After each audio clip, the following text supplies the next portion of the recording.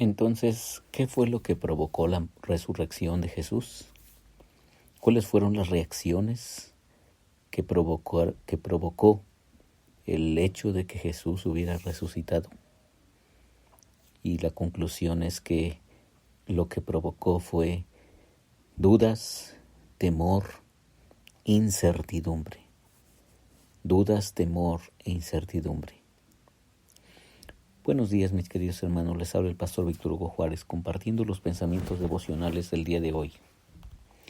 El domingo pasado, miles de cristianos, muchos cristianos, postearon en sus muros de Facebook evidencias de la resurrección, fotografías de Él resucitó, frases así como no está muerto, ha resucitado, Él vive, en fin, porque creo que después de 2000 años hemos podido digerir un poquito ese extraordinario milagro de lo que es la resurrección de nuestro Señor Jesús. Y por supuesto, es un motivo brutal para estar emocionados y muy exultantes de lo que Dios hizo con su Hijo, su amado Hijo, sacándolo, extrayéndolo de la tumba, y lograr que el mundo entero hoy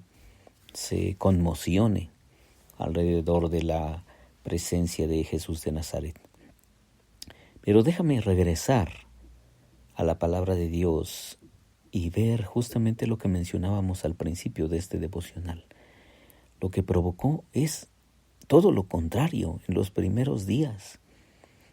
En una manera es normal, pero no tan normal, porque ellos habían escuchado de los labios mismos de Jesús que Él iba a resucitar. Pero mira este texto.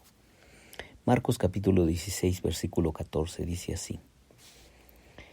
Bueno, antes de leer ese texto, dice la historia de María Magdalena, el versículo 9. Habiendo pues resucitado Jesús por la mañana, el primer día de la semana, apareció primeramente a María Magdalena, de quien había echado 7 demonios.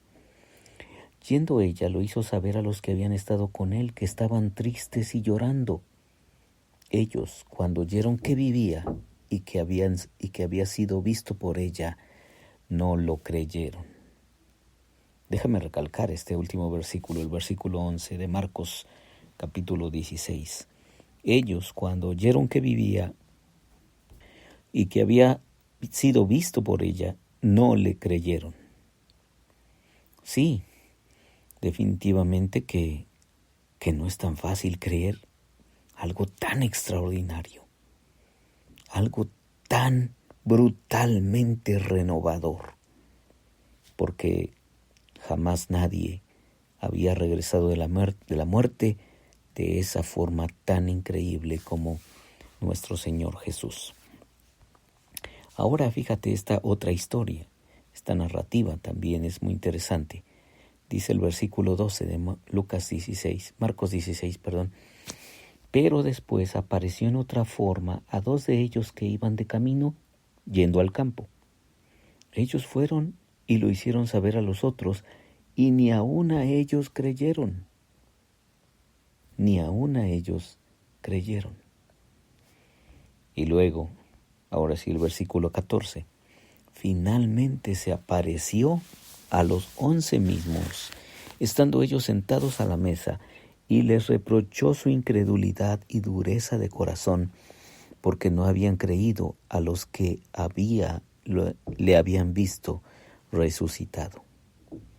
Les reprochó su incredulidad y dureza de corazón, porque no habían creído a los que le habían visto resucitado.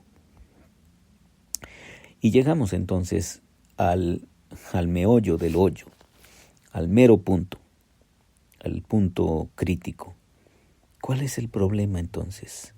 Según el texto de aquí de Marcos 16:14, el asunto es la incredulidad y la dureza de corazón.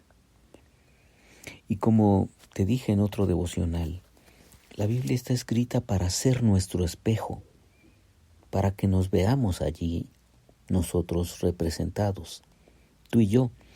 Porque es muy fácil decir, bueno, es que esos discípulos sí que se equivocaron gravemente, sí que la regaron, sí que estaban llenos de incredulidad y que sus corazones eran duros. Y todo eso es cierto. Pero la otra parte de lo cierto es que esos somos tú y yo. Nunca hubiera sido diferente nuestra experiencia, la tuya y la mía, si tú y yo hubiéramos sido discípulos en el siglo I que nos anunciaran la resurrección. No hay narraciones de la resurrección de Jesús que provoquen la alegría, que provoquen la exultación, el éxtasis, sino lo que hay es finalmente decepción, vergüenza, tristeza y ya. Pero sí hay también la gran noticia. La gran noticia es que Él ha resucitado y que ahora tú y yo, después de siglos, entonces podemos nosotros tener la seguridad de que Él ha resucitado y está entre nosotros. Y déjame repetirte esta frase de Leonardo Boff, que Jesús con su resurrección y ascensión no dejó el mundo, sino que lo penetró aún más. Jesús con su resurrección y ascensión no dejó el mundo, sino que lo penetró aún más. Y ahora Él está en todos lados del planeta.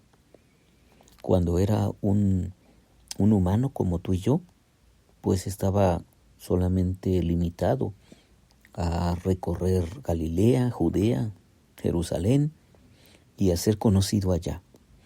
Pero después de la resurrección, ¿qué pasó? Bueno, Él se vuelve el Rey de Reyes, el Señor de los Señores. Y ahora Él es adorado en todas partes de este planeta.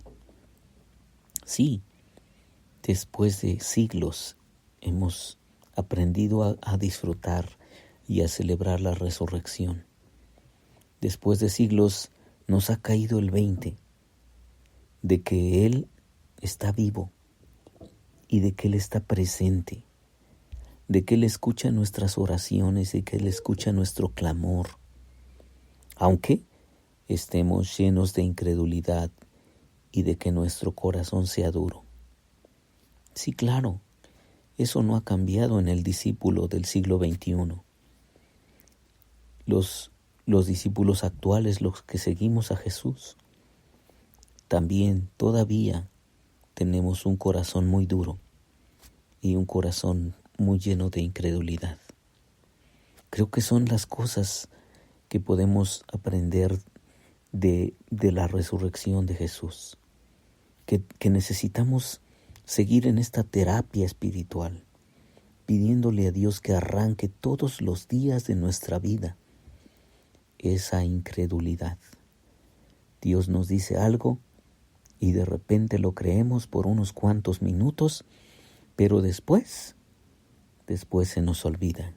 En las primeras de cambio, tenemos una crisis, un problema, una situación complicada en la casa, en nuestra salud, y entonces el mundo se nos derrumba y ya no sabemos qué hacer. Y se nos olvida que Él es la resurrección, la vida, y que Él está con nosotros siempre, y que su resurrección ha tocado nuestro ser y nos ha hecho resucitar juntamente con Él, y que nos ha renovado y que nos ha transformado, y todas esas bendiciones que la resurrección ha tenido para Jesús, esas mismas bendiciones son para nosotros. Así que, ¿qué tal si le pedimos a Dios que siga trabajando con nuestra incredulidad y dureza de corazón? Soy Víctor Hugo Juárez y espero que este devocional ha sido de bendición para ti. Dios te bendiga.